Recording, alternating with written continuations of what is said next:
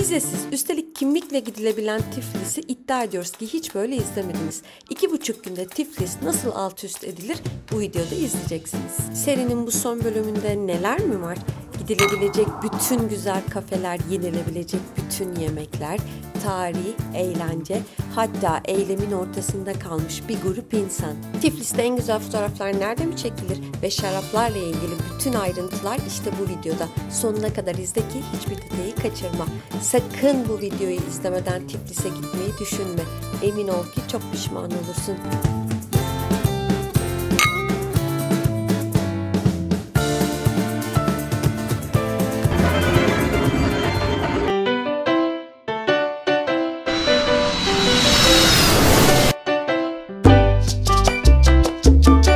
Buz gibi Tiflis sabahından günaydın.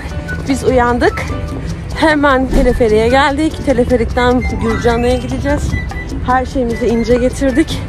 Şimdi donuyoruz. Bir yandan da arkadaşlarıma bakıyorum. Hadi bakalım günümüze başlayalım.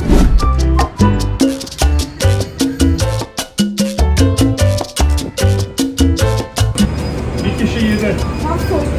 Tam soygun. Evet, hakikaten soygun yani. 7'leri. Diş dönüşe mi dahil 7? 12. 2 kişi. 6 mı o zaman?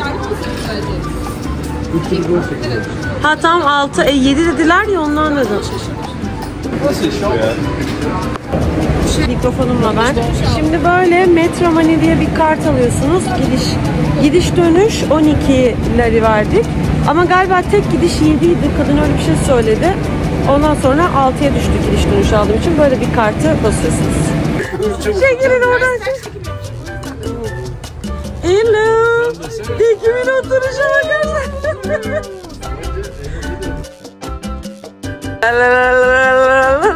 Arkada baksana. Yere başladı. Ya tam soygun dediğin gibi. Evet, soygun tabii ki de. Hani biraz manzara izleyeceksen yapıştırıyor.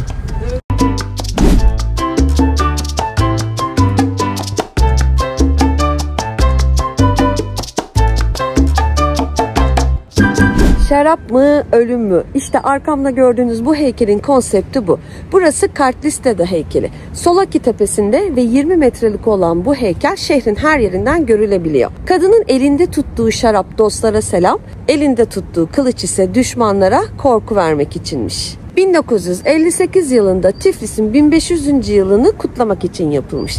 Çok güzel, çok harika ve gerçekten şehrin her yerinden bu heykeli görebiliyorsunuz. Zaten çok fazla vakit harcamanıza gerek yok. Teleferikle çıkıp burayı görüp fotoğraflarınızı çekip hemen inebilirsiniz. Yaşa Mustafa Kemal Paşa yaşa. Dünya zalaca bu döner taşa. Yaşa Mustafa Kemal Paşa yaşa. Adın yazılaca bu döner taşa.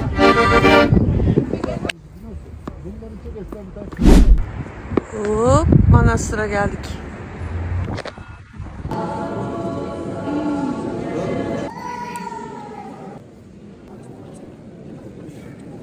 Pazara ayini vardı. Yalnız gerçekten vloglarda izlemiştim Gürcüler için çok tersler asabiler. Hakikaten doğruymuş. Yani kilisenin içine girdik. Din adamları bile o kadar kaba ki. Resmen böyle bizi kovmaktan beter ettiler. Böyle 5 kuruş sat, hayır Ortodoks musunuz? Çok enteresan. Önyargılı olmak istemiyordum ama hatta şöyle konuşayım. Önyargılı olmak istemiyordum ama maalesef ki önyargılı oldum. Ve şimdi buranın otantik pazarına giriyoruz. Evet, içeri girdik. Böyle demir işlemeler var. Burası şarap bölümü. Gürcistan kendilerinin dünyada ilk şarap üreticisi olduğunu iddia ediyormuş. O yüzden şarap Gürcistan'da çok önemli.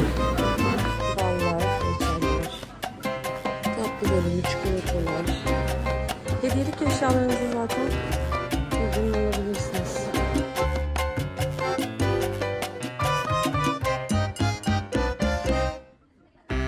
Kartlara falan bakabiliriz böyle. Burada magnetler var. Şurada şişeleri girdirmişler. İyi girmişler falan. Böyle grafitileri görüyoruz. Kasadan okutuyoruz. Burada Gürcistan'a ait özel çalgılar. Büyük kafaları süs. Gümüş takılar.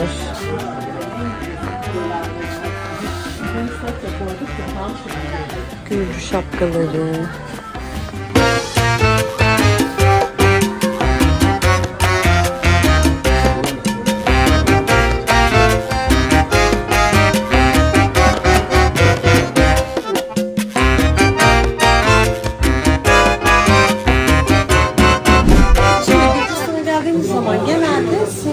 Şaraplarını göreceksiniz. Biz çok denedik. Tatları çok güzel. Hafif tatlımsı. Ama biz çok başarılı. Şimdi sizin için birkaç tane şarap deneyelim. Mesela bu 2023'müş. Fiyatlarını söyleyeceğim size. 65 lira. Özelliklerini söylemiyorum. Hızlı hızlı fiyatları. 65 lira aldık. Bir tane mesela şunun gibi 40'lık var.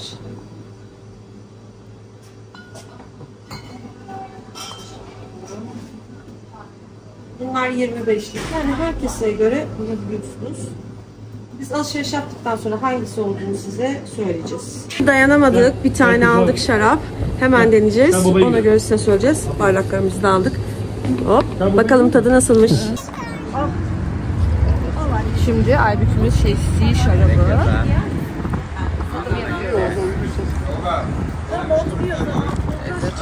Çok güzel duruyor rengi. Kokusu da güzel. İnşallah güzeldir ha. Kuşu da güzel. Ve sizin için ucuz olanı seçtik. 25 lira. Memnun kalırsak yorumları birazdan Aybük'den dinleyebilirsiniz. Çok güzel Aybük'üm. Dur bakayım, tadını çok merak ediyorum gerçekten. İlk gece içtiğimiz gibi. Vallahi. Çok güzel. Allah Allah, hem de 25 lira. Sen beğendin mi Volkan? Bulduk arkadaşlar. Tamam. Fiyatı da iyi. Evet, şişesi güzel, tadı güzel, fiyatı güzel. Ne? Tibil Vino. Tekrar gösteriyorum. Evet, şimdi Sioni Katedrali'ne geldik. Sioni Katedrali'ni size gösterip hemen özetle anlatıyorum. Orta Çağ döneminden kalan bu Ortodoks Katedrali 2004'te Samebe Katedrali yapılmadan önce Gürcistan'ın ana kilisesiymiş. Haliyle Gürcüler için de en kutsal mekanlardan biri burası. Katedraldeki en önemli kutsal emanet Azize Nino'nun haçıymış. Kapadokya doğumlu olan Azize Nino, milattan sonra 323 yılından itibaren Gürcistan'da Hristiyanlığı yayan Azize olarak kutsal sayılıyormuş.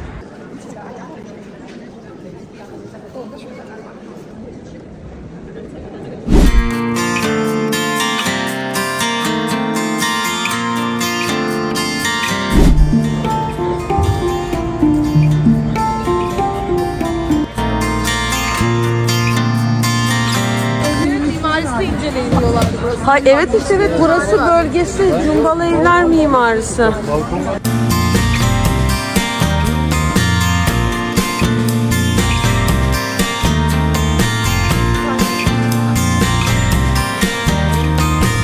Ve buranın belki de en ikonik simgelerinden biri olan Saat Kulesi'ne geldik. Burada kukla gösterileri de oluyor. Saat başı küçük kuklalar çıkıyor. Bilmiyorum bekler miyiz? Ama oldukça popüler ve fotoğraflarını sıklıkla göreceğiniz bir yer.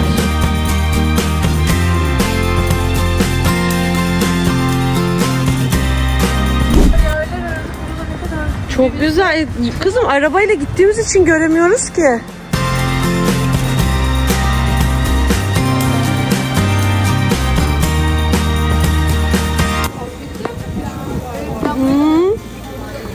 Ya diyorum ya, demek ki buralardaymış. Çok beğendim. Evet. Ve partide işte en kalabalık yalnız. Ha, bu. 2 tane olsa bir tanesi bedava işte. İyi bak, tamam. Hemen alırız. Binalardaki heykeller inanılmaz güzel. Şimdi Hingali ile ünlü Cafe Daphne'ye geldik. Aşırı açız. Buranın hingalleri çok meşhurmuş. Çok merak ediyorum. Hemen size çekiyorum.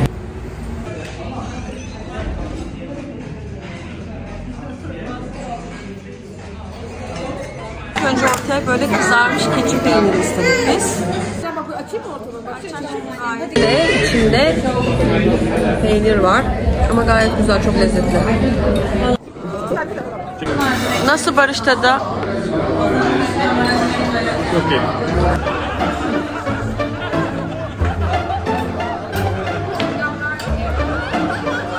Var ya, sizin hiç ayağınız yok. Bir daha iyi söylemişler.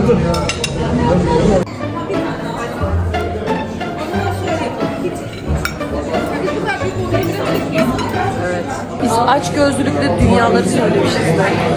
Masa hamurda oldu. Dünyaları yediğimizin hepsi 275 lira tutmuş. Bakıyoruz. Evet. Hünkaller, şeyler.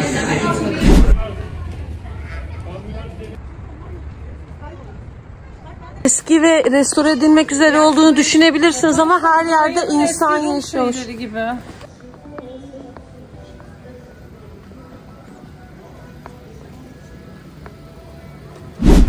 Evet.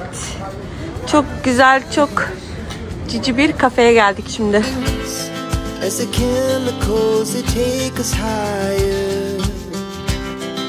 The night's young and it's just begun. As she puts her hand in mine, we wanna chase the night, wanna dance to the light, pull the stars from the sky, just two hearts running wild. Never sleep, never stop, as we shout from the top. We're gonna be two hearts running wild. Kafe muazzam güzel. Her odası çok güzel dekor edilmiş. Vintage parçalar kullanılmış. Zaten amacı böyle anneannelerimizin, babaannelerimizin zamanındaki parçaları bir kafeye toplamakmış. Buraya geldiğinizde kahve içebilir, bir şeyler yiyebilir, alkol tüketebilirsiniz. Tamamen seçenek size bağlı. Ama eğer yolunuz Tiflis'e düşerse muhakkak ve muhakkak buraya gelin. Çünkü gerçekten çok güzel, çok tatlı parçalar var. Fotoğraf çekilmeyi sevenler de muazzam, çok güzel. O kadar güzel kareler yakalayacaksınız ki bizden tam puan aldı. Hatta belki Gürcistan'da şu ana kadar eğlendiğim ve güzel gördüğüm en güzel yerlerden biri bu kafe. Gördüğünüz piyano tam 100 yıllıkmış. O yüzden kapağını açtırmıyorlar.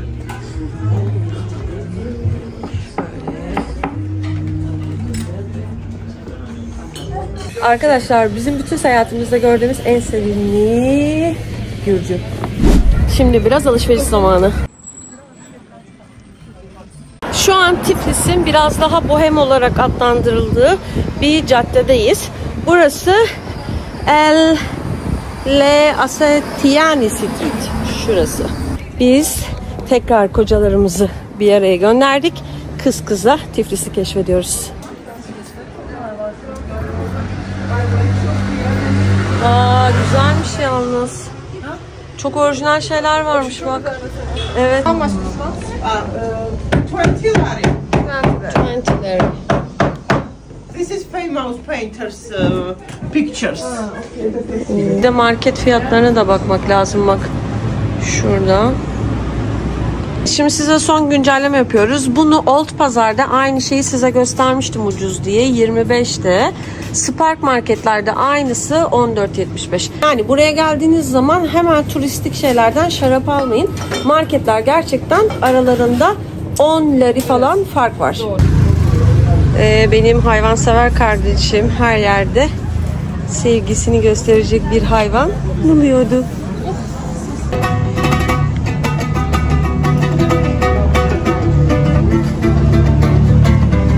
Özgürlük Meydanı'ndayız. Daha önceden burası Lenin Meydanı olarak anılmakta, şehrin gözü olarak anılmaktaydı. Protestoları burada yapıyorlar değil mi hala? Devrim sonrası Özgürlük Meydanı olarak adını andı Sovyetler bölündükten sonra. Evet. Öpüyoruz.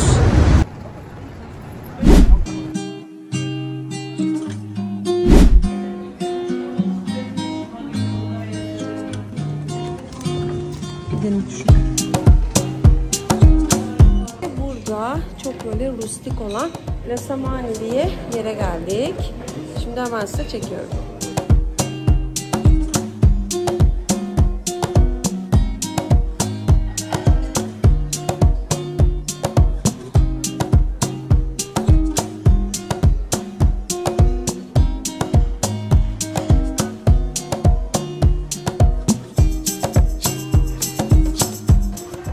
geldi. Zaten Instagram'da da çok görebilirsiniz. Çok popüler bir yer. Burası. Şöyle. Şundan.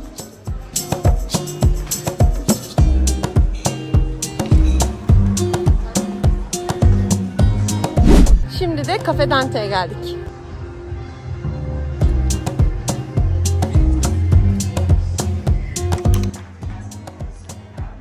Böyle.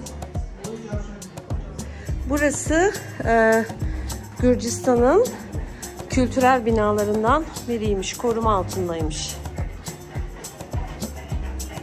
Seda, şey var mı şarap falan?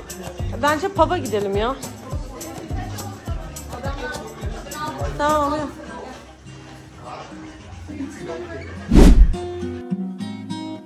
Tiflis'te lezzetleri denemeyi devam ediyoruz. Gürcistanlı arkadaşlarımızın bize söyledikleri Dedi Wine House'dayız.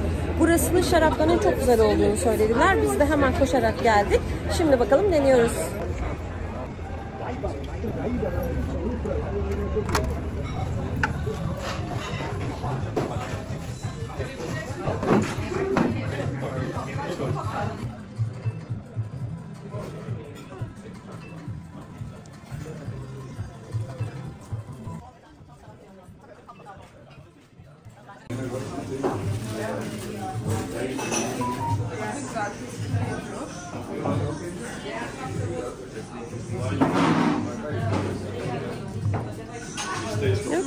Taste it.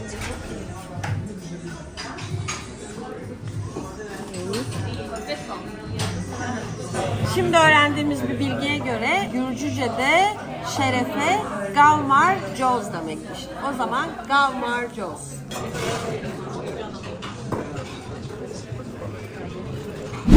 Şu an burada seçim öncesi Avrupa Birliği'ne girmek isteyen halkın en büyük gösterilerinden biri oluyor.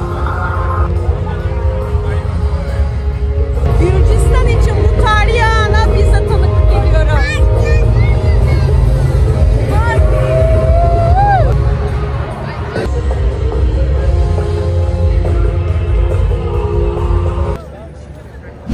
Artık Tiflis ve lezzet turumuzun sonuna Tiskivili denilen bir komplekse geldik. Burada 3 tane restoran var. Bir yöresel etnik olan restoran, bir normal restoran, bir de eğlence yeri var. Burada yöresel Gürcü kültürünü tanıtan müzik ve danslar var. Aslında normalde çok turistik bir yer. Yani daha turistlere yönelik bir yer aslında. Çok fazla tercih etmiyoruz ama Gürcü danslarını, Gürcü kültürünü biraz daha yakından tanımak istedik. O yüzden buraya geldik. Yemekleri de çok lezzetli dediler. Şimdi içeriye giriyoruz. Burası etnik müziklerin olduğu yer. Burası da ayrı restoranı.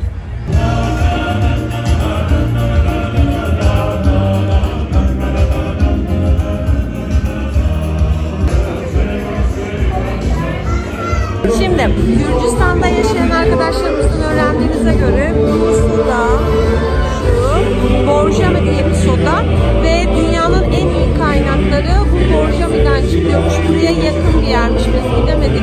Ama soda da dünyanın en iyi sodalarından biri olarak kabul ediliyormuş.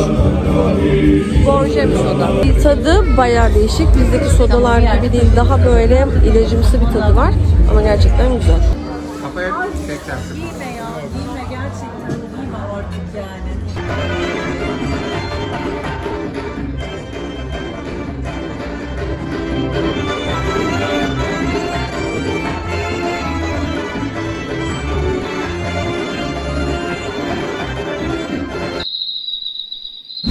Biz artık odamıza geldik. Günü sonlandırdık. Yarın dönüş vakti. Yarın bir yarım günlük daha vaktimiz var. Kısa bir tur yaparız. Ama artık bu soğuk Tiflis gecesini kapatıyorum. Günaydın. Otelden ayrılmadan önce size odamızı gösteriyorum. Oda şöyle çok küçük. Yatak dağınık. Kusura bakmayın. Çünkü unuttum çekim yapmayı. Ama manzarası harika. Şimdi manzarayı görelim.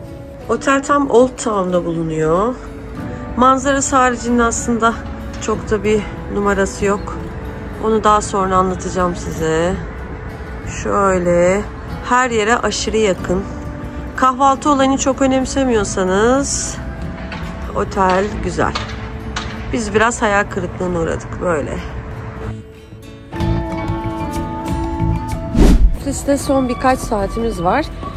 Şimdi böyle kalan birkaç bölgeye gezeceğiz. Alışverişimizi yapacağız. Sonra yaklaşık bir 4-5 saat sonra da havaalanına döneceğiz. Şimdi sülfür hamamlarının olduğu bölgedeyiz. Tiflis'in son saatlerinde Narikala'nın eteklerinde olan buranın en eski bölgelerinden biri hamam bölgesindeyiz. Tam bu bölgeden çıkan sülfürlü kaynak suları şehrin en önemli değerlerinden biri. Öyle ki M.Ö. 5. yüzyılda Tiflis'in kurucu kralı Valtak Gorgali'nin atmacası av sırasında buradaki doğal kaplıca sularına düşüyor. Kral tam bu jeotermal noktaya geldiğinde şehrin kurulmasını emrediyor. İşte bir bakıma burası Tiflis'in tarihi. Orbeliane banyoları diye geçiyor. Instagram'da birçok yerde burayı fotoğraflarda görebilirsiniz.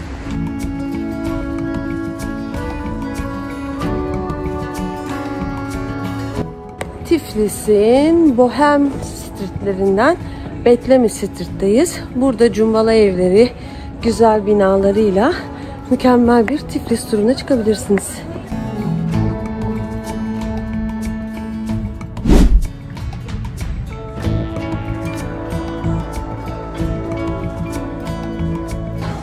Galeri 27'deyiz. Burası Tiflis denilince en akla gelen yerlerden biriymiş. Ve sanat atölyeleri, atölye.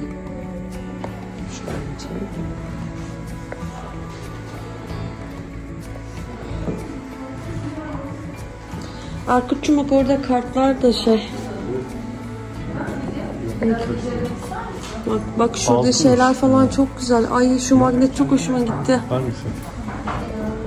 Çok güzelmiş. Ay çok güzelmiş bunlar. Yürüdüğüne değdi. Kitapçıdan mı almak mantıklı? Çok güzel değil. Bebeğim kitapçı. Burada kitapçı bulamazsın. Bak ben sana söyleyeyim.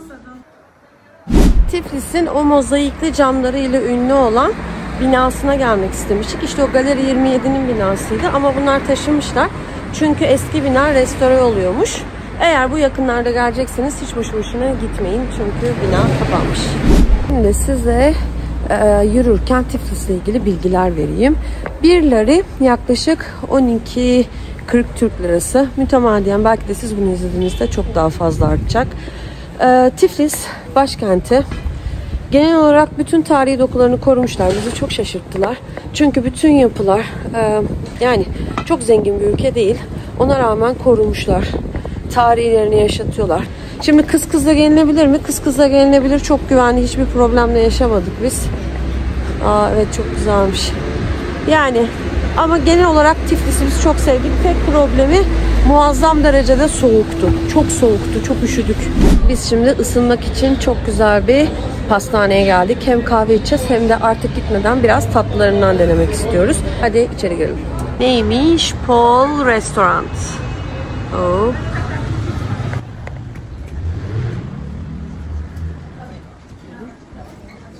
Şöyle kahvenizi içeceğiniz ve süper tatlıların olduğu bir yer. Hepsini tatmak için sabırsızlanıyoruz.